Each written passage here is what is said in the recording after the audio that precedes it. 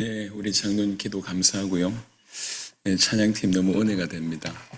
제가 이제 목소리가 잘 안 돌아오긴 하는데 그래도 찬양할 때는 찢어질 만큼 찬양합니다. 너무 은혜가 됩니다. 오늘 하나님께서 이 자리에 참여한 모든 분들에게 풍성한 은혜를 베풀어 주실 줄 확신합니다. 오늘 제목은 누구라도 낙심할 수 있다. 하지만 주님의 사명이 임하면 그는 다시 산다. 이런 제목으로 말씀을 드리도록 하겠습니다. 오늘은 엘리야의 메시지입니다. 엘리야에 관한 그 배경을 잠시 좀 설명을 하면 좋겠는데요. 그 앞부분만 우리 좀 성경을 찾았으면 좋겠습니다. 열왕기상 16장부터 잠시 보겠습니다. 엘리야가 어떤 배경 가운데서 사역을 했는지를 보도록 하겠습니다. 열왕기상 16장 29절부터 33절을 제가 먼저 읽습니다. 엘리야의 활동 무대 그 배경을 설명하는 겁니다. 유다의 아사왕 제38년에 오므리의 아들 아합이 이스라엘의 왕이 되니라. 그러니까 이제 이스라엘이 왕국이 나누어집니다. 그러니까 북이스라엘, 남유다 이렇게 나누어질 때의 배경이에요. 그래서 유다의 아사왕이라고 하는 때에 38년 동안 통치할 그 때에 북이스라엘의 오므리의 아들 아합이 사마리아에서 22년 동안 이스라엘을 다스리니라. 이스라엘 왕이 됐다는 얘기입니다. 오므리의 아들 아합이 그의 이전의 모든 사람보다 여호와 보시기에 악을 더욱 행하여 느밧의 아들 여로보암의 죄를 따라 행하는 것을 오히려 가볍게 여기며 시돈 사람의 왕 엣바알의 딸 이세벨을 아내로 삼고 가서 바알을 섬겨 예배하고, 이 아합이라고 하는 왕의 평가가 가장 악한 왕이다 이렇게 평가를 내리면서 동시에 누구하고 결혼하냐면 시돈 사람, 그러니까 이스라엘 사람이 아니고 시돈 사람, 그것도 이름이 엣바알이라고 하는 이름 안에 바알이라고 하는 이름이 들어있는 그 사람의 딸 이세벨을 아내로 맞이합니다. 이세벨은 거의 평가가 지옥의 딸이다 이렇게 평가 매기실 정도의 아주 악한 사람입니다. 이세벨을 아내로 삼고 가서 바알을 섬겨 예배하고 사마리아에 건축한 바알의 신전 안에 사마리아에 바알의 신전을 건축했고 그 안에 바알을 위하여 제단을 쌓았으며 또 아세라상을 만들었으니 이런 여러 신들을 섬긴다는 얘기입니다. 그는 그 이전에 이스라엘의 모든 왕보다 심히 이스라엘 하나님 여호와를 노하시게 하였더라. 이런 배경입니다. 그래서 하나님께서 대놓고 이렇게 벌을 내리시는 것 중에 하나가 17장 1절에 길르앗에 우거하는 자 중에 디셉 사람 엘리야가 아합에게 말하되 내가 섬기는 이스라엘의 하나님 여호와께 살아계심을 두고 맹세하노니 내 말이 없으면 수년 동안 비도 이슬도 있지 아니하리라 하니라. 그래서 3년 6개월 하나님께서 비를 주시지 않으셨어요. 그런 배경이에요. 그런 배경에 18장에 보면 18장의 4절에 이세벨이 여호와의 선지자들을 멸할 때에 오바댜가 선지자 100명을 가지고 50명씩 굴에 섬기고 떡과 물을 먹였더라. 이 배경은 뭐냐면 이세벨이 본격적으로 하나님을 섬기는 선지자들을 싹 다 죽인 겁니다. 이런 배경이에요. 그러니까 바알 섬기는 그 숭배가 극에 달했고 백성들이 그쪽을 쫓아가는 거예요. 그러니까 여호와를 섬기는 하나님의 백성들은 점점 숫자가 없어지기 시작했어요. 이때 등장했던 인물이 엘리야라고 하는 사람입니다. 이 엘리야가 3년 6개월 후에 아합을 찾아갑니다. 아합을 찾아가서 이렇게 얘기합니다. 18장 19절에 엘리야가 아합한테 제안을 하죠. 그런즉 사람을 보내 온 이스라엘과 이세벨의 상에서 먹는 바알의 선지자 450명과 아세라의 선지자 400명을 갈멜산으로 모아 내게로 나오게 하소서. 대결합시다. 당신이 심판을 봐라. 아합한테 그렇게 얘기해요. 그러니까 20절에 아합이 이에 이스라엘의 모든 자손에게로 사람을 보내 선지자들, 바알 선지자들, 아세라 선지자들을 갈멜산으로 모으니라. 왕의 명령으로 모았어요. 이런 배경이에요. 그래서 여기에서 드디어 그 갈멜산에 놀라운 대전투가 일어납니다. 그래서 한쪽에 이렇게 제단을 쌓습니다.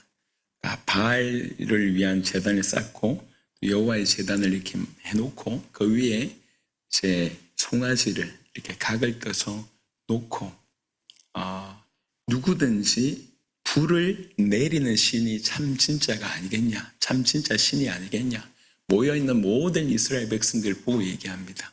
이스라엘 사람들아, 니네가 봐라. 누가 불을 내리냐, 그 불을 내리는 것이 진짜 신이 아니겠냐, 이렇게 엄청난 대결을 하게 됩니다. 그래서 바알 선지자가 여러분들 아시듯이 오전 지나 점심 지나 거의 저녁 때까지 열심히 기도하지만 어떤 응답도 있지 않습니다. 그때 이 엘리야라고 하는 사람이 어느 정도 담대했는지 이렇게 조롱합니다. 야, 좀 열심히 기도해봐. 니네가 섬기는 그 양반이 신이 아니야.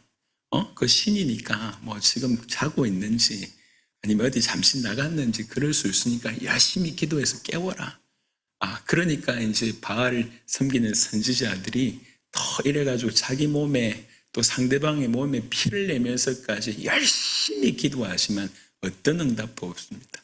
이때에 18장에 이렇게 36절을 보면 18장 36절에 36절 이전에는 어느 정도 조치를 취하냐면은 무너진 여호와의 제단을 수축을 하고 나서 그 위에 이 제물이 될 그 송아지 위에 물을 드립다 붓습니다. 총 12통의 물을 부어요. 그러니까 물이 완전히 흥건한 그 상황입니다. 그때 36절 저녁 소재 드릴 때에 이르러 선지자 엘리야가 나아가서 말하되 아브라함과 이삭과 이스라엘의 하나님 여호와여, 주께서 이스라엘 중에서 하나님이신 것과 내가 주의 종인 것과 내가 주의 말씀대로 이 모든 일을 행한 것을 오늘 알게 하옵소서. 여호와여, 내게 응답하옵소서. 내게 응답하옵소서. 이 백성에게 주 여호와는 하나님이신 것과 주는 그들의 마음을 되돌이키심을 알게 하옵소서 하며 이렇게 기도합니다. 이렇게 기도할 때에 38절에 이에 여호와의 불이 내려서 번제물과 나무와 돌과 흙을 태우고 또 도랑의 물을 핥은지라. 모든 백성이 보는 중에 일어난 놀라운 일입니다. 그러니까 이 엄청난 일이 벌어진 걸 보고 모든 백성이 보고 엎드려 말하되 여호와 그는 하나님이시로다. 여호와 그는 하나님이시로다. 이 백성들이 놀라고 그렇게 하나님이 이겼다. 저분이 참으로 여호와 저가 참 하나님이다라고 외치기 시작합니다. 엘리야가 그들에게 이르되 바알의 선지자를 잡되 그들 중 하나도 도망하지 못하게 하라 하며 곧 잡은지라. 엘리야가 그들을 기손 시내로 내려다가 거기서 죽이니라. 놀라운 일을 합니다. 놀라운 승리를 거둡니다. 그리고 3년 반 동안 비가 오지 않았지 않습니까? 41절에 엘리야가 아합에게 이르되 올라가서 먹고 마시소서. 큰 비소리가 있나이다. 이러고 나서 엎드려 기도하는데 드디어 비가 내리기 시작합니다. 보면 45절에 조금 후에 구름과 바람이 일어나서 하늘이 캄캄해지며 큰 비가 내리는지라. 아합이 마차를 타고 이스라엘로 가니 여호와의 능력이 엘리야에게 임하며 그가 허리를 동이고 이스라엘로 들어가는 곳까지 아합 앞에서 달려갔더라. 말 앞에서 달려갔다는 얘기. 하루아침에 3가지 기적이 벌어졌습니다.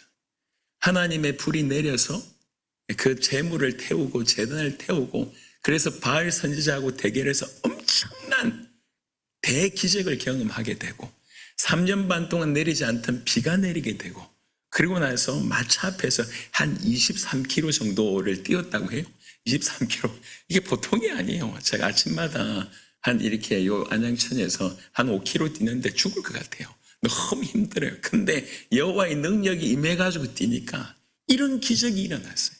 누구라도 어마어마한 기적입니다.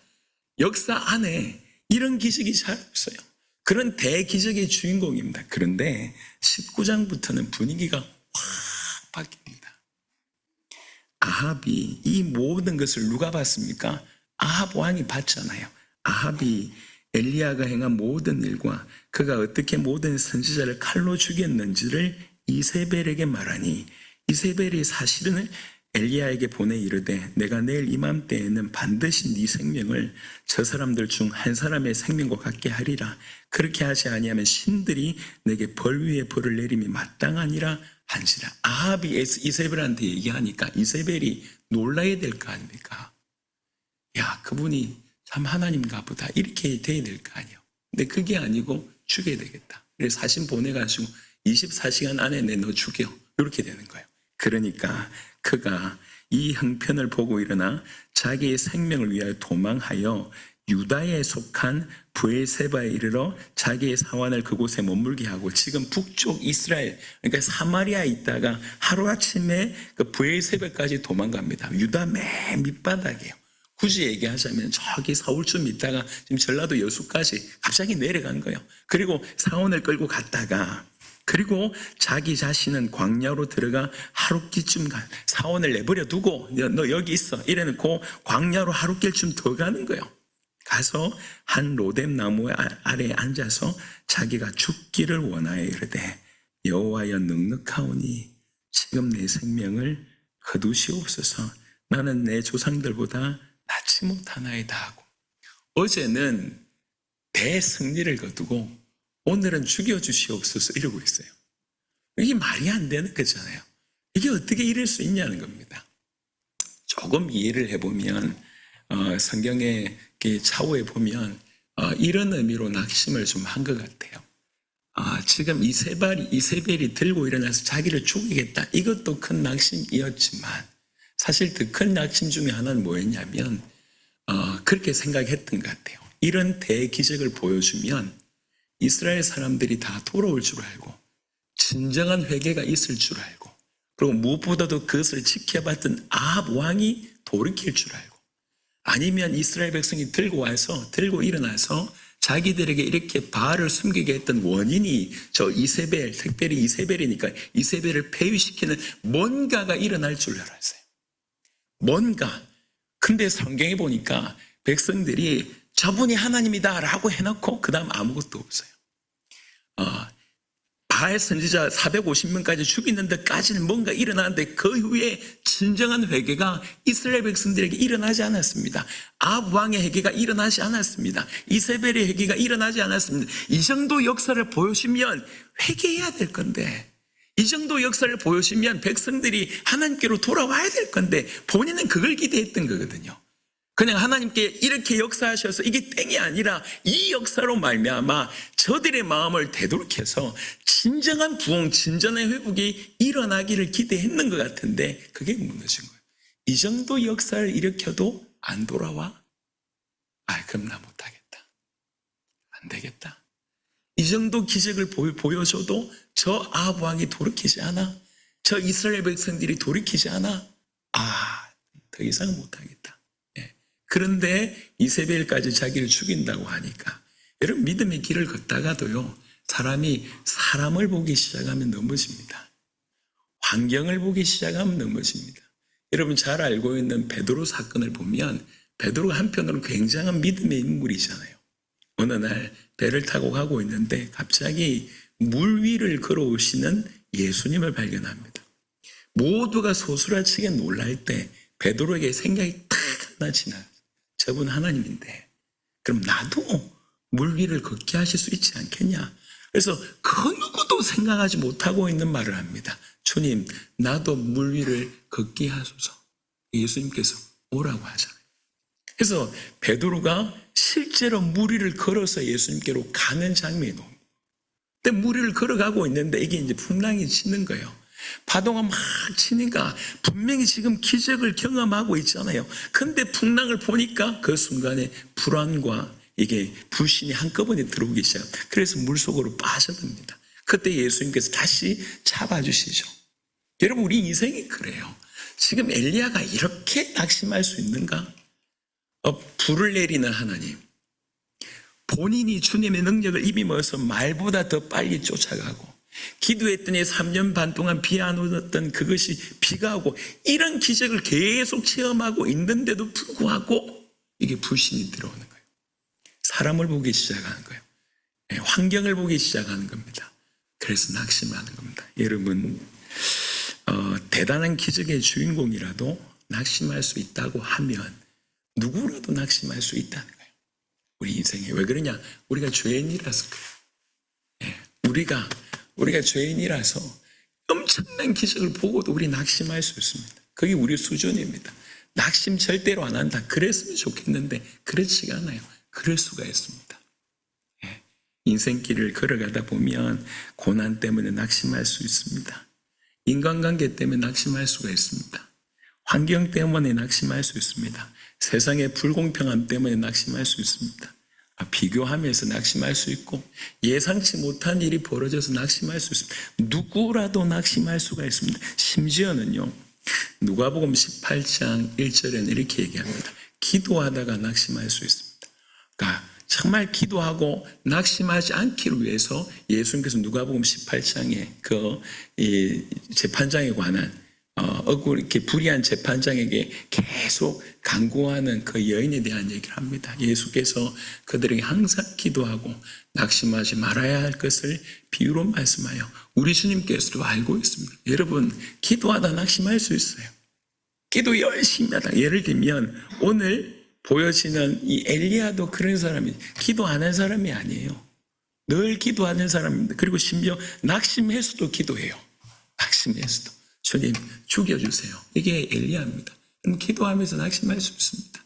갈라디아 6장 9절에는 이런 말씀이 있습니다. 우리가 선을 행하되 낙심하지 말지니. 여러분, 선을 행하다가 낙심할 수 있습니다. 오히려요, 주의 일을 더 열심히 해본 사람이 낙심이 커요. 이렇게 했는데도 안 돼? 이런 거 있잖아요. 이 정도 하면 하나님이 뭔가 해주셔야 되는데, 이 정도 하면 뭔가 변화가 일어나야 되는데, 이 정도 하면 뭔가 이렇게 결단적인 뭔가 일어나야 되는데, 이런 상황이 있을 수 있습니다. 선을 행하다 낙심할 수 있습니다. 전도하다 낙심할 수 있습니다. 사역하다 낙심할 수 있습니다. 큰 승리를 거둔 후에 낙심할 수가 있습니다. 그럴 수 있습니다. 그게 우리 인생입니다. 그런 수준. 이 낙심할 때 특징 중에 하나가 뭐냐면, 오늘 이제 조금 이따 얘기를 좀 하시면, 낙심하는 자들의 특징은 나만 남았다고 착각합니다. 나만 일한다고 생각합니다. 그래서 낙심을 하는 거예요. 여러분, 사실 이럴 수 있다. 사람 보면 낙심할 수 있고, 환경 보면 낙심할 수 있고, 어려움 오면 낙심할 수 있고, 고난 당하면 낙심할 수 있습니다. 그런데 참으로 감사한 것은 그 낙심한 자를 우리 주님이 가만히 내버려 두시지 않는다고 하는 사실이 우리가 참 위로가 됩니다. 오늘 보실 때 5절에 로뎀나무, 이렇게 콩과에 속한 나무에 한 최고 자라야 한 150cm 정도밖에 안 자라는, 그리고 뭔가 나무 이파리가 많지 않습니다. 그러니까 더위를, 태양을 피할 만한 대단한 나무가 아니에요. 그 로뎀나무 아래 쉬면서 있을 때 누워 자는데, 5절에 로뎀나무 아래 누워 자더니 천사가 그를 어루만지며 그에게 이르되 일어나서 먹으라 하는지라. 본즉 머리맡에 숯불에 구운 떡과 한 병 물이 있더라. 이에 먹고 마시고 다시 누웠더니, 일어나라 했는데 또 다시 먹고 또 누워 있습니다. 7절에 여호와의 천사가 또 다시 와서 어루만지며 이르되, 여호와의 천사가 한 행동이지만 주님의 한 행동이라고 해도 과언이 아닌 거거든요. 저 어루만지며 이르되 일어나 먹으라. 네가 갈 길을 다 가지 못할까 하노라 하는지라. 낙심해서 완전히 넘어져 있을 때, 무너져 있을 때 우리 주님이 우리를 아십니다. 우리 주님이 우리를 어루만지시고 우리 주님이 우리를 위로하십니다. 시편 37편 24절에는 이런 구절이 있습니다. 시편 37편 24절에 그는 넘어지나 아주 엎드러지지 아니함은 여호와께서 그의 손을 붙드심이로다. 우리가 빙판길 같은 데 걸어갈 때에 연세 드신 분이나 우리 아이들이나 이렇게 잘 못 잡을 때 부모님이 손을 잡고 가세요. 그러다 확 미끄러져도 부모님이 손 딱 붙들고 있기 때문에 괜찮은 것처럼 하나님의 백성들은 넘어질 수 있습니다. 하지만 그는 넘어지나 아주 엎드러지지 아니함은, 우리 주님이 여호와께서 그의 손을 붙드심이로다. 지금 엘리야가 그런 심정, 자기는 다 끝났다고 생각하는 거예요. 이 정도 역사를 일으켜도 저 변화되지 않는 백성들 향해서 내가 뭐 더 할 수 있을까?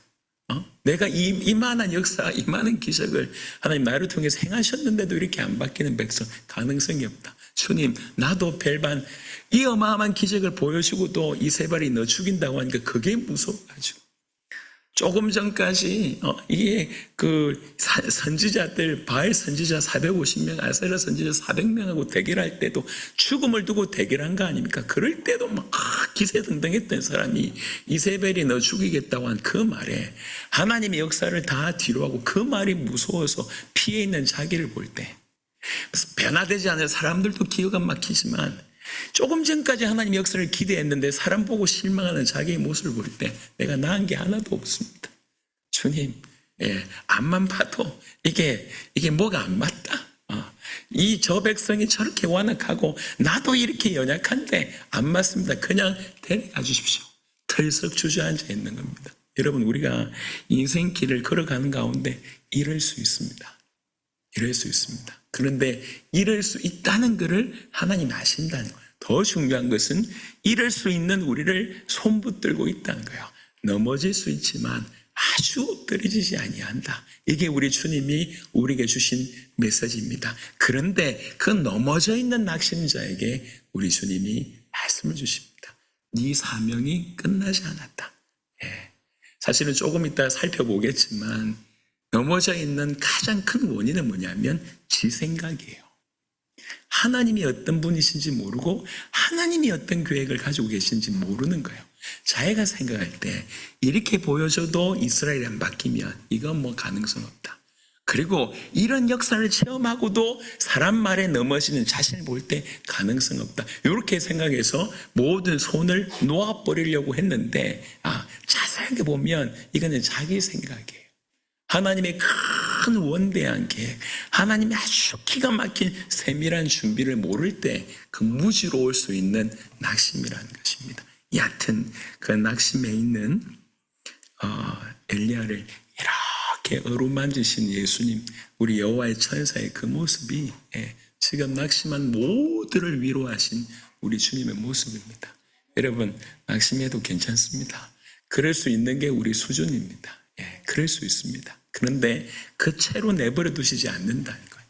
우리 주님이 이렇게 어루만지십니다. 그리고 뭐라고 해요? 네가 갈 길을 다 가지 못할까 하노라. 무슨 말입니까? 갈 길이 있다는 거예요. 갈 길을 준비해 두셨다는 겁니다. 하나님은 엘리야도 포기하지 않으셨고 이스라엘도 포기하지 않으셨습니다. 엘리야는 지가 연약해서 안 된다고 얘기했고 또 엘리야가 볼 때 저 이스라엘을 가망성이 없다고 판단했습니다. 하지만 하나님은 엘리야도 이스라엘도 포기하지 않으십니다. 그리고 나서 다시 힘을 주기 위해서 하나님 쓰시는 조치가 8절을 보니까 이에 일어나 먹고 마시고 그 음식물의 힘을 의지하여 40주 40야를 가서 하나님의 산 호렙에 이르니입니다. 하나님의 산 호렙은 여러분 잘 알고 있는 신의 산이라고도 이해하시면 좋겠습니다. 하나님이 모세하고 만나 주셨던 자리, 하나님이 모세를 통해서 율법을 주신 그 자리, 하나님께서 하나님의 백성과 언약을 맺었던 바로 그 자리, 그 자리로 올라오라고 하십니다. 여기서 브엘세바에서 이렇게 호렙산까지 대략의 거리가 약 320km 정도라고 얘기합니다. 300 몇십 킬로 정도. 사실 빠른 걸음으로 가면 열흘인데, 그러니까 이제 40주 40야를 여튼 그 음식물을 힘입어서 갔습니다. 그만큼 사실은 지쳐 있었다고도 볼 수가 있겠죠. 그래서 이제 드디어 호렙산에 가서 엘리야가 그곳 굴에 들어가 거기서 머물더니 여호와의 말씀이 그에게 임하여 이르시되 엘리야야 네가 어찌하여 여기 있느냐. 여러분, 이 질문은 몰라서 물어보는 질문이 아닙니다. 우리의 양심에 들려주시는 말씀입니다. 야, 네가 어찌해서 여기 있냐? 너 왜 여기 있냐? 너 왜 그렇게 주저앉아 있냐? 너 왜 그렇게 길을 벗어나 있냐? 너가 있어야 될 곳이 이곳이 아닌데 어쩌다 여기 있냐? 그 얘기예요. 하나님께서 낙심해 있는 누구보다도 본인이 알잖아요. 덜썩 주저앉아 있는 모습을 알지 않습니까? 사람들 눈에 보이는 게 아니라 하나님 모실 때 다 알고 있지 않습니까? 하나님이 질문하신다. 우리 스스로 물어보는 거예요. 물어봐라. 너 왜 여기 있냐? 너 어쩌다 여기 있냐? 그런 하나님의 큰 역사를 보고도 결국 네 자신에게 실망하고 그럼 대도 안 하는 저 이세벨의 저 말에 넘어져가지고 지금 이 자리에 있다는 게 말이 안 되지 않냐? 위로하십니다. 그러니까 자기를 진단케 하는 거예요. 너 왜 여기 있냐? 그 얘기예요. 중요한 질문입니다. 우리 양심에 여러분 제일 먼저 깊이 말씀으로 다가오실 때 그 말씀으로 우리의 모습을 보게 하십니다. 그가 대답하되 얘기합니다. 내가 만군의 하나님 여호와께 열심히 유별하오니 내가 하나님을 열심히 잘 믿습니다. 이는 이스라엘 자손이 주의 언약을 버리고 주의 제단을 헐며 칼로 주의 선지자들을 죽였음이오며 오직 나만 남았거늘 그들이 내 생명을 찾아 빼앗으리 하나이다. 여러분 이게 실제적인 상황입니다. 이스라엘 자손이 주의 언약을 버리고 이스라엘 자손이 주의 제단을 헐고 이스라엘 자손이 주의 선지자들을 죽였다. 이게 이스라엘의 모습이에요. 지금 다 죽었습니다. 나만 남았습니다. 착각일 수 있지만 적어도 그렇게 보였어요. 근데 그런 상황에서도 하나님을 위해서 일했던 큰 선지자입니다. 귀한 인물이에요. 절대로 그분의 사역을 폄훼해서는 안 됩니다. 사실 귀합니다. 그런데 지금 이런 상황에 이렇게 됐습니다 라고 얘기를 합니다. 여호와께서 이르시되 너는 나가서 여호와 앞에서 산에 서라 하시더니 여호와께서 그러니까 그 말을 하시는데 그 말에 딴 대답을 하지 않고 너 앞에 저 산 앞에 서 있어봐.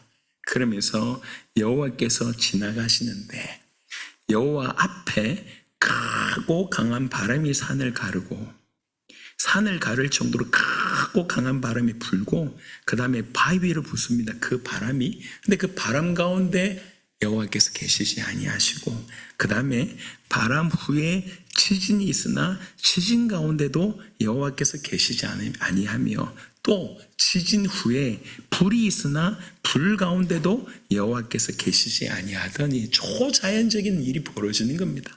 강한 바람이 불고 지진이 일어났고 불이 일어나고 엄청난 일이 벌어지는데 그 어마어마한 곳에서 여호와께서 계시지 아니하시고 그 다음에 불 후에 세미한 소리가 있는지라. 불 후에 세미한 소리가 있는지라. 여러분 하나님은 우리에게 세미한 음성으로 다가오십니다. 엄청난 기적과 대단한 역사로 우리에게 보여지지만 실제 우리 양심에 세미하게 하나님 말씀을 들려주십니다. 이거는 듣기 어렵다 이 얘기가 아니라 우리가 어떤 자세로 들어야 되는지에 대한 얘기입니다. 우리는 가끔씩 이런 대단한 역사에 휩쓸릴 수가 있습니다. 그 역사에 취할 수가 있어요. 여러분 F.F. 브루스라고 하는 아주 대단한 신학자가 얘기하기를 인간의 최대 실수는 표적만을 바라보다가 표적을 주시는 하나님을 보지 못하는 것, 이게 최대의 실수라고 얘기합니다. 병이 나은 경험이 있을 수 있고 기가 막힌 절망의 상황 속에서도 우리를 끄집어내시는 그런 기적을 경험할 수는 있지만 그 모든 표적을 따라가고 경험하다가 그 표적을 허락하신 하나님을 우리 놓칠 때가 있다는 거예요. 그게 인간의 최대 실수라고 얘기합니다. 여러분 어떠하든지 우리의 포커스가 주님에게 맞춰져 있어야 될 것이다 얘기합니다. 여러분 그 세미한 음성이 우리에게 지금까지 없었나? 아닙니다. 그 주님의 음성은 계속 우리에게 있었습니다. 우리 양심에 우리 인생 가운데 계속 얘기합니다. 너 왜 그러고 있냐? 이런 거 있잖아요. 너 왜 여기 있냐? 이런 거 있잖아요. 내가 계속 말씀을 하지 않았냐? 여러분 우리가 주일날 이렇게 예배를 모이잖아요. 주의 종을 통해서 말씀을 주십니다. 하지만 그 안에 레마로 부딪히는 게 있어요. 계속 그냥 얘기 스토리가 아니라 그 모든 주의 종의 말씀을 통해서 아니면 여러분 혼자 성경을 읽을 때 혼자 기도할 때 하나님 말씀을 주시잖아요. 그게 있습니다. 그 세미한 음성. 우리 주님은 희미하게 아니면 가끔 드물게 이런 법이 없어요. 우리 주님 당신의 백성에게 계속 말씀하십니다. 계속. 우리 자녀들이 부모의 말을 잘 안 듣잖아요. 계속 부모가 한 10번 얘기하면 그제서야 듣지 않습니까? 예. 계속 부모님은 얘기해왔지만 자녀들이 못 듣는 것 같이 우리가 그런 경우들이 많다는 겁니다. 하나님께서 세미한 음성으로 우리에게 다가오십니다. 엘리야가 듣고 겉옷으로 얼굴을 가리고 나가 굴어귀에 섬에 소리가 그에게 임하여 이르시되 또 묻습니다. 엘리야야, 네가 어찌하여 여기 있느냐? 그가 대답하되 내가 만군의 하나님 여호와께 열심히 유별하오니 이는 이스라엘 자손이 주의 언약을 버리고 주의 제단을 헐며 칼로 주의 선지자들을 죽였음이오며 오직 나만 남았거늘 그들이 내 생명을 찾아 빼앗으려 하나이다. 이때 그 세미한 음성으로 우리 주님이 다시 사명을 주십니다. 완전히 넘어져 있는 낙심해서 죽기를 간구하는 그에게 하나님 말씀으로 찾아오시고 무엇보다도 사명으로 찾아오십니다. 그때 회복이 되는데 이렇게 얘기합니다. 여호와께서 그에게 이르시되 너는 내 길을 돌이켜 광야를 통하여 다메섹에 가서 이르거든 하사엘에게 기름을 부어 아람의 왕이 되게 하고 너는 또 님시의 아들 예후에게 기름을 부어 이스라엘의 왕이 되게 하고 또 아벨 모올라 사밧의 아들 엘리사에게 기름을 부어 너를 대신하여 선지자가 되게 하라라고 명령하십니다. 이 사명을 주십니다. 이게 어떤 의미가 있냐면 여러분 생각해 보세요. 왜 죽으려고 했죠? 예. 가장 적극적인 가장 구체적인 어떤 표면적인 이유는 이세벨 때문입니다. 예. 사람이 이세벨을 이기지 못할 거다. 저 이세벨 중심으로 저 나라의 모든 것들을 이기지 못한다. 이런 생각이 가장 적극적인 표면적인 이유였습니다. 그래서 하나님을 믿는 사람이 여기에 갇혀 있는 거예요. 여기. 근데 뭐라고 얘기합니까? 네, 이스라엘의 왕이 되게 해라. 예후를 이스라엘의 왕이 되게 하라. 우리는 여기 갇혀 있는데 하나님은 지금 뭔 얘기를 하고 있냐면 아람 왕이 되게 하라고 한 것은 이방 나라들에 관한 것이고 이스라엘 왕이 되게 하라고 한 것은 이스라엘에 관한 것이고 선지자를 세우라고 한 것은 하나님의 역사에 관한 것입니다. 모든 이방 나라와 모든 이스라엘과 모든 전 세계 역사를 주관하시는 하나님이 이 낙심한 사명자를 불러서 그 일에 통로되게 하시는 거예요. 자기는 이세벨이라고 하는 아합 왕이라고 하는 이 이스라엘의 왕이라고 하는 그 처세 밑에서 도무지 벗어날 나지 못할 것이라고 하는 생각 때문에 죽음까지 생각했는데 하나님 뭐라고 얘기하냐면 역사를 바꾸시는 거예요. 역사를 돌리는 거예요. 그러니까 지금 현재의 모습은 아람의 벤 하닷이라고 하는 사람이 이스라엘 계속 공격합니다. 이 열왕기상 18장 이전에 조금만 찾아보면 그래요. 근데 하나님께서 어떻게 역사하시냐면 여기에 이 하사엘을 등장시켜서 그 벤 하닷을 치게 합니다. 예. 그래가지고 하사엘이 아람 왕이 되게 하고요. 그 다음에 이 아합 왕가를 하나님께서 예후를 통해서 치게 하십니다. 예. 쿠데타가 일어나게 하시죠. 그래서 이제 예후가 이스라엘의 왕이 되고요. 그 다음에 선지자 엘리사를 세워서 향후 50년간 사역을 하게 하십니다.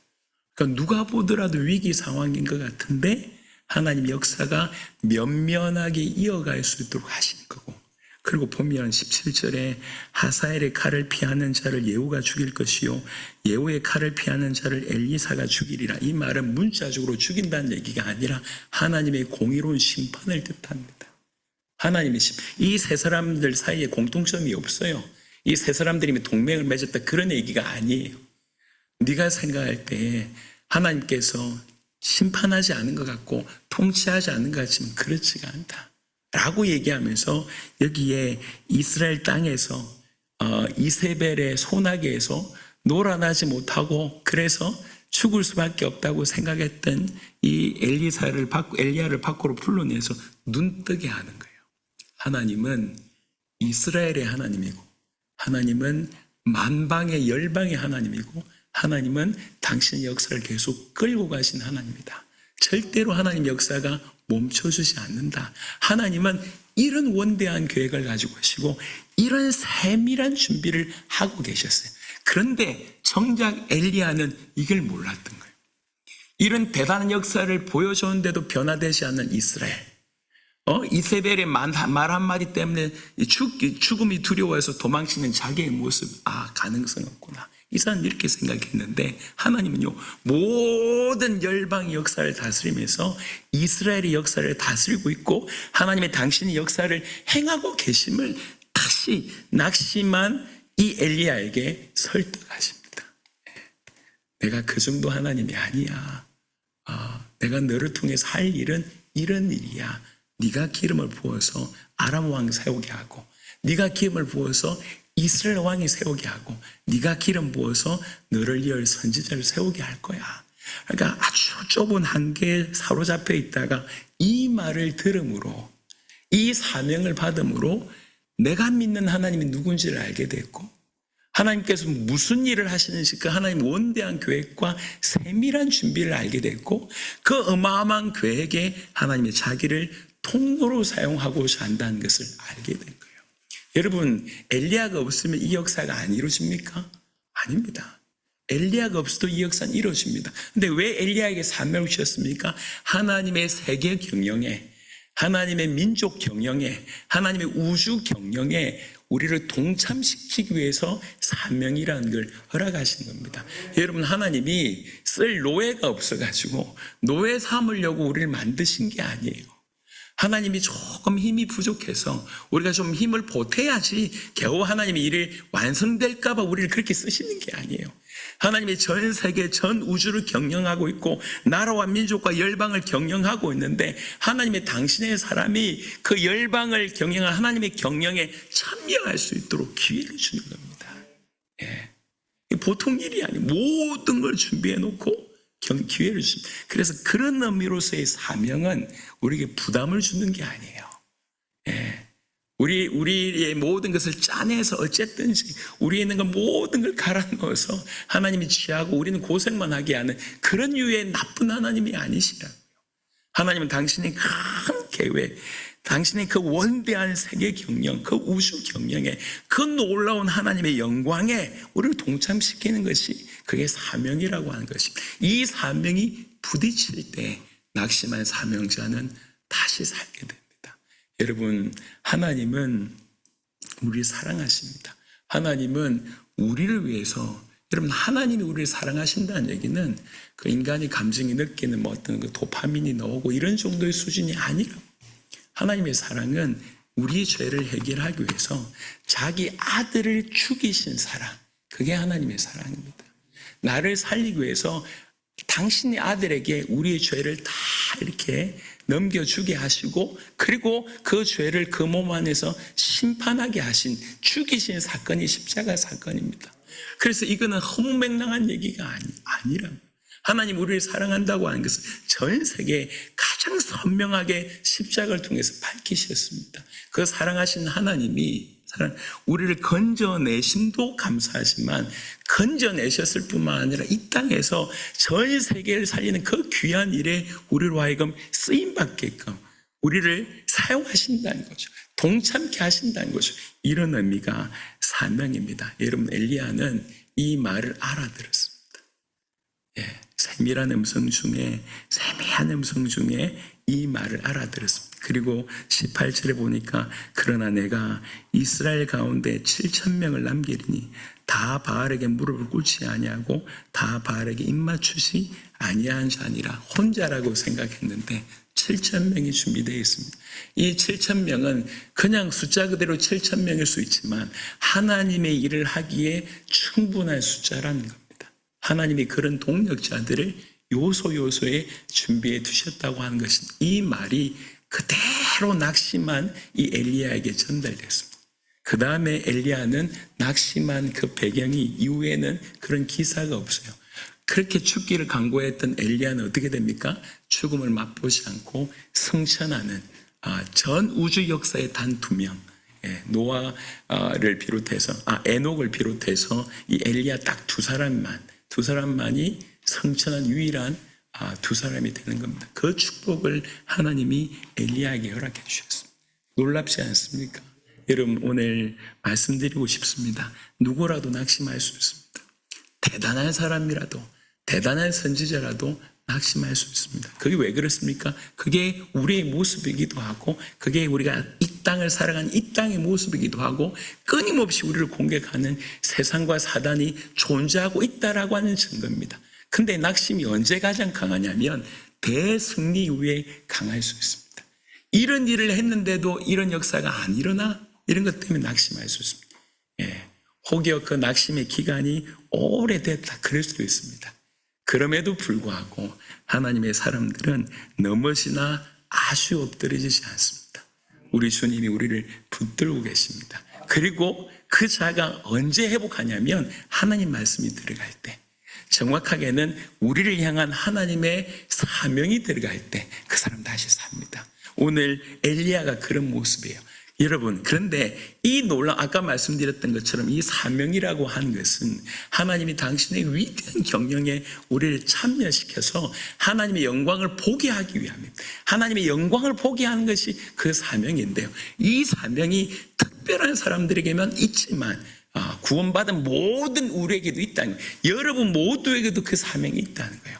오늘 그 사명을 발견하게 되길 바랍니다. 그래서 저는 앞으로 7주간 동안에 우리에게 주신 이 사명을 좀 같이 나눌까 합니다. 간단하게 첫 번째는 우리에게 주신 사명입니다. 제일 먼저는 마가복음 1장 14절부터 15절입니다. 여기 보면 회개하고 복음을 믿으라 라고 얘기하고 있습니다. 마가복음이 사복음서 중에 제일 먼저 쓰여진 성경이고 사복음서 중에 제일 먼저 쓰여진 이 성경에 예수님께서 제일 처음 선포하신 구절이 요겁니다. 회개하고 복음을 믿으라 라고 얘기하고 있습니다. 여러분, 이게 우리가 하나님의 사명을 감당한다는 것은 하나님의 일을 한다는 거잖아요. 하나님의 일이 뭐냐? 예수님이 얘기했습니다. 하나님의 일은 하나님이 보내신 자를 믿는 것이 하나님의 일이라고 얘기했습니다. 사명 중에 제일 중요한 사명이 뭐냐면 복음을 믿는 거예요. 그리스도이신 예수님을 믿는 겁니다. 그래서 뭐라고 해요? 회개하라고 먼저 얘기합니다. 복음을 믿으라. 이런 복음이라고 하는 단어는 원래 기독교적인 용어가 아니었어요. 유앙겔리온이라고 하는 이 단어는 원래 기독교적인 용어가 아닙니다. 이 용어는 어떤 얘기냐면 성전보를 전달하는 소식이에요. 예전엔 전부 성 안에 사람들이 있었잖아요. 그래서 다른 사람들이 와서 적국이 와서 성을 칩니다. 이때 남자들은 전부 나가서 싸움을 할 때 여자들과 노인들과 그리고 아이들은 성 가장 깊숙한 곳에 들어가 숨어 있습니다. 치게 되면 끌려 나와서 목숨을 잃거나 노예 생활을 하게 되고요. 이기게 되면 그야말로 탈출물을 얻어서 급하게 이제 이렇게 그 삶이 윤택해지는 일이 벌어집니다. 저 숨어가지고 들들 떨고 있는데 누군가 문을 발칵 열고 이겼다라고 외치는 이 성전보가 유앙겔리온입니다. 그래서 이 유앙겔리온이라고 하는 것은 목숨이 달려있는 소식입니다. 그냥 단순한 기쁜 소식이 아니고 너무 강력한 소식이에요. 이 복음을 전할 때에 이 복음이라고 하는 것을 어떤 단어로 표현할까 할 때 유앙겔리온을 차용한 겁니다. 여러분, 이 복음이라고 하는 것은 사실은 이게 이렇게 많은 기독교인들과 심지어 불신자는 말할 것도 없고 그렇게 기쁜 소식으로 다가오지 않는 데는 몇 가지 원인이 있습니다. 하나는 뭐냐면 이게 눈에 보이는 일을 얘기하는 게 아니거든요. 그래서 못 느껴질 수 있고 또 이건 영원에 관한 일입니다. 영원한 시간에 관한 얘기입니다. 그래서 우리가 감이 안 올 수도 있고 무엇보다도 우리의 죄성이 이 귀한 소식의 의미를 놓치게 만드는 거예요. 그래서 복음을 믿으라는 건 뭐냐면 하나님의 은혜로 복음이 우리에게서 복음의 자리를 차지하게 하는 겁니다. 이 복음이 얼마나 위대한지를 깨닫게 하는 거예요. 이 복음이 이런 것이구나라고 깨달으실 때는 이 복음은 더 이상 우리에게 한 부분일 수 없고 전부가 되는 거예요. 전부가 되는, 목숨이 되는 것이고 생명이 되는 것이고 우리 인생의 비포와 애프터가 되는 거예요. 이 복음이라고 하는 것이 우리 인생 전체를 송두리째 바꾸게 되는 거예요. 이 복음을 믿는 것, 그것이 하나님이 우리에게 주신 제일 첫 번째 사명입니다. 정말 그런 은혜가 있었으면 좋겠습니다. 그리고 회개하라고 얘기합니다. 회개라고 하는 단어는 우리가 받아들일 때 그냥 슬퍼하고 후회하고 우는 것 정도의 의미를 생각하고 있는데 이건 그런 의미가 아닙니다. 회개라고 하는 단어가 메타노이어라고 하는 단어입니다. 노이어라고 하는 단어는 뭐냐면 생각한다, 판단한다, 지성이다, 이런 의미예요. 지성, 판단, 생각, 정신, 이런 의미고, 이 메타라고 하는 데는 어떤 의미가 있냐면 무언가를 뛰어넘다, 무언가를 초월하다, 이런 뜻이에요. 그러니까 생각이 바뀌는 거예요. 정신이 바뀌는 거예요. 이전에 있던 모든 한계를 넘어서는 거예요. 이게 메타노이아입니다. 돈이 전부인 줄 알고 살았는데 그게 아니구나. 내 영혼이 존재하고 하나님이 존재하고 하늘나라가 존재하고 이 땅을 사는 것이 아니라 저 영원한 하나님의 나라를 위해서 살고 이 땅에서도 내가 하나님의 통치를 받으면서 사는 거구나라고 하는 복음이 믿어지면 메타노이아가 일어난다고.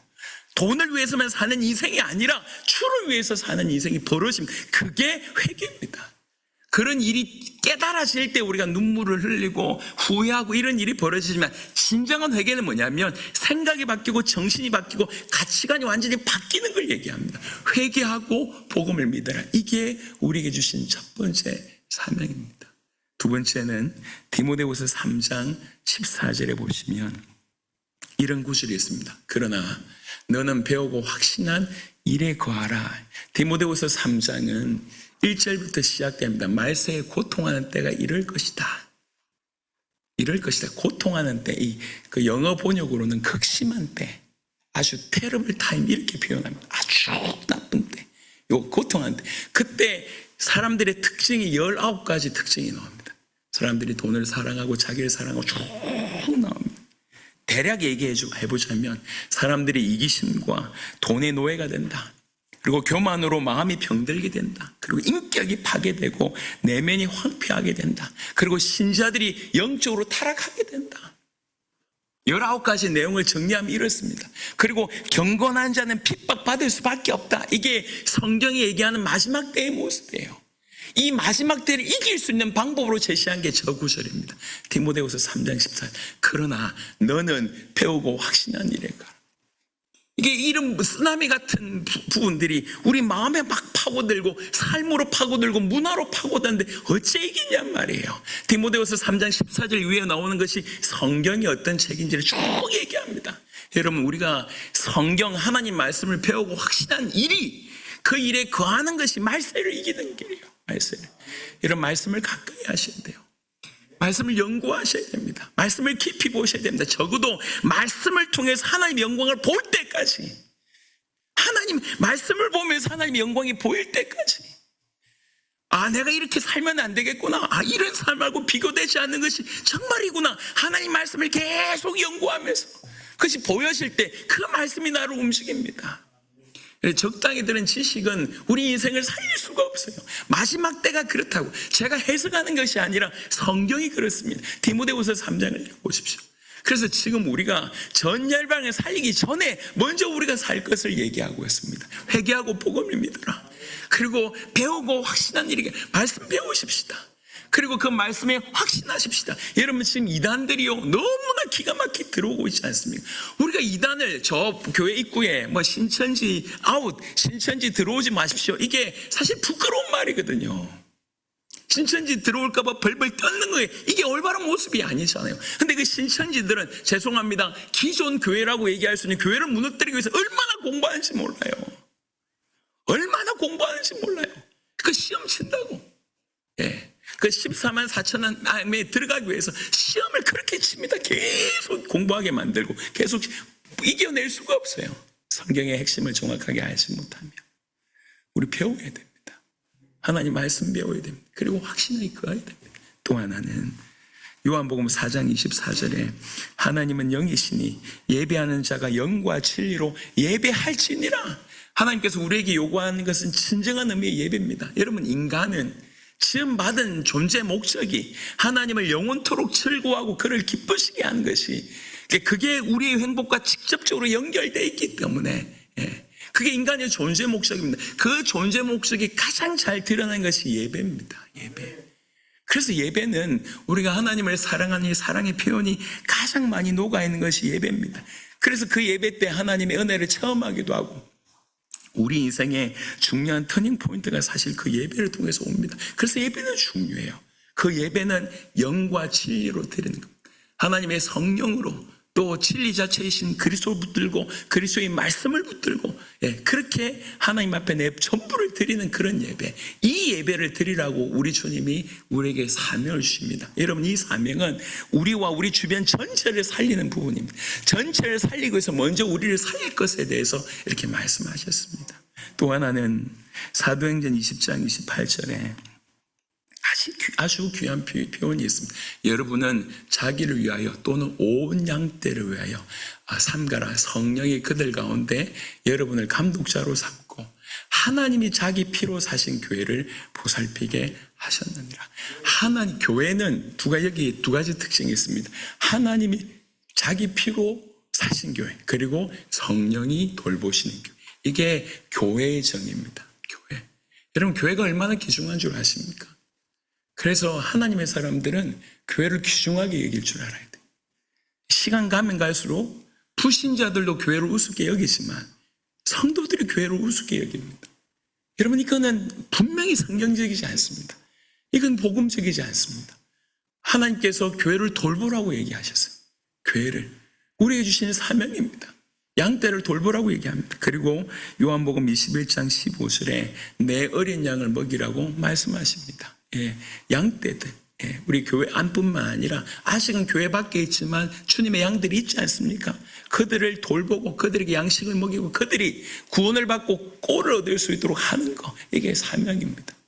그뿐만 아니라 고린도전서 10장 31절에 먹든지 마시든지 무엇을 하든지 하나님의 영광을 위하여 하라. 우리가 앞에 세 개의 세 구절은 우리 자신을 먼저 돌아보는 것에 대한 내용이고, 그리고 네 번째, 다섯 번째는 교회와 예배와 전도와 영혼들을 돌보는 내용이라고 하면, 여섯 번째는 우리 삶에서 어떤 자세로 살아야 되냐, 그 얘기입니다. 우리 삶에서 먹든지 마시든지 무엇을 하든지 하나님의 영광, 우리를 통해서 하나님의 영광이 드러나도록. 그리고 마지막으로 마태복음 28장 19절입니다. 그러므로 너희는 가서 모든 족속으로 모든 민족을 제자로 삼아 아버지와 아들과 성령의 이름으로 세를 베풀고. 여러분, 아까 말씀드렸습니다. 엘리야는 이세벨 치하, 아합의 치하, 거기에서 못 벗어날 줄 알고 거기서 발버둥 쳤던 인물입니다. 하지만 엘리야가 믿는 하나님은 이세벨 밑에 있는 하나님이 아니에요. 아합에게 겨우 이렇게 묶여있는 하나님이 아니라고요. 만방을 경영하는 하나님이십니다. 엘리야가 이런 틀을 깨기 시작했어요. 하나님은 이런 분이구나. 그냥 불 좀 내려주시는 그 정도의 하나님이 아니구나. 모든 만방을 다스리고 계신 하나님이구나. 모든 인류 역사를 붙들고 계신 분이 하나님이시구나라고 깨닫게 됩니다. 그리고 나서는 완전히 달라집니다. 말씀을 맺도록 하겠습니다. 여러분, 우리 인생길을 가다 보면 다른 어떤 것보다 우리의 연약함과 사건의 어떤 여러 가지 일들, 그리고 고난들, 그리고 무엇보다도 우리가 하나님이 원대한 계획을 잘 모르기 때문에, 무시하기 때문에 우리 낙심할 수 있습니다. 누구라도 할 수 있습니다. 누구라도 할 수 있기 때문에 너무 자책하지 마십시오. 누구라도 낙심할 수 있다. 그런데 그때 꼭 기억하십시오.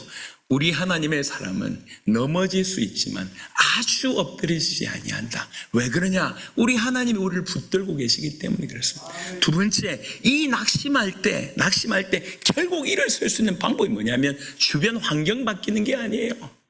뭔가 물질적인 거나 뭔가 큰 어떤 회복이나 축복, 이게 아닙니다. 이 사명자 하나님의 사람을 바꾸는 것은 하나님의 말씀이에요. 하나님 말씀 들어갈 때 삽니다. 특별히 하나님의 말씀으로 인한 그 사명이 들어갈 때 네가, 여러분, 그래서 그런 말이 있습니다. 이 땅에 호흡하는 모든 자들에게 사명이 있습니다. 사명이 없는 자는 그 인생을 그만 끝내는 게 사명 없는 자입니다. 사명 다한 자죠. 사명 있는 자는 하나님께서 데려가시지 않으십니다. 그 사명을 감당하도록 하나님 허락하시는 거예요.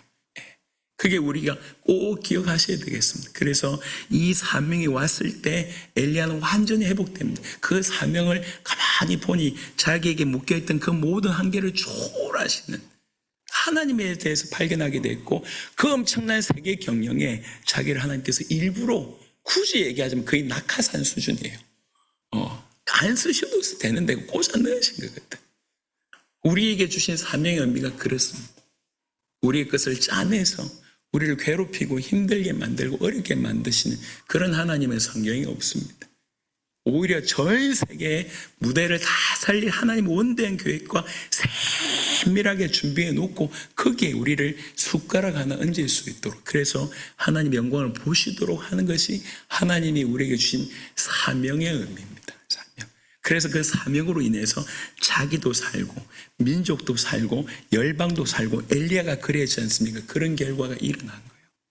그런 사명을 우리에게도 주셨다는 겁니다. 우리에게, 나 같은 자에게도, 우리 모두에게. 당신의, 그래서 누군가 얘기했습니다. 우리가 예수님의 피로 말미암아 살았잖아요. 우리의 가치는 예수님의 피의 가치입니다. 그래서 우리 김용규 선교사님 표현하기를, 우리는 적어도 예수님 피값만큼은 살아야 된다. 예, 우리 가치가 그런 가치입니다. 예수님의 피로 말미암아 다시 산 우리가 어떻게 이걸 무시하고 우리 육신을 위해서 살아갈 수 있냐 말이에요. 예수님의 피값으로 우리가 건진받았다고 얘기하면 우리 가치는 예수님의 피의 가치입니다. 그 예수님의 피의 가치만큼 살아야 되지 않겠냐는 거예요. 그러니까 우리를 그냥 내버려 두셨냐? 아닙니다. 이 땅에 예수님에게 소용없는 자는 단 한 사람도 없습니다. 우리 모두를 하나님께서 살리시기를 원하십니다. 그래서 우리 모두에게, 누구라도 해당하는 자에게, 구원받은 모든 자에게 명령하십니다. 회개하고 복음을 믿으라. 그것부터 믿으라. 그리고 배우고 확신한 일에 가라. 신령과 진정으로 예배를 드려라. 교회를 돌봐라. 어린 양을 먹여라. 먹든지 마시든지 무엇하든지 하나님께 영광을 돌려라. 그리고 전 열방을, 니네 수준 부족하지만 너네와 함께 있는 나는 전 세계를 살리기를 원한다. 그러니 모든 민족으로 가서 제자를 삼으라. 우리에게 말씀하셨습니다. 앞으로 7주간 동안에 이런 구절들 하나씩 묵상하면서, 이번에 그냥 말씀을 전한 걸 넘어서서 이게 우리 삶에서 회복되었으면 좋겠습니다. 구석구석에서 회복되었으면 좋겠습니다. 여러분, 그래서 이번에 엘리야에게 낙심한 사명자, 대사명자 엘리야, 낭망을 넘어서서 절망 가운데 있었던 그 영혼이 하나님 말씀과 하나님 주신 사명으로 완전히 바뀌어서 결국은 나라와 민족과 열방을 살렸던 그 대열, 그리고 성천의 축복을 받았던 그 대열에 들어갔던 것처럼 이 자리에 계신 모든 하나님의 사람들이 꼭 그런 은혜 누리시기를 그리스도 예수 이름으로 축원합니다.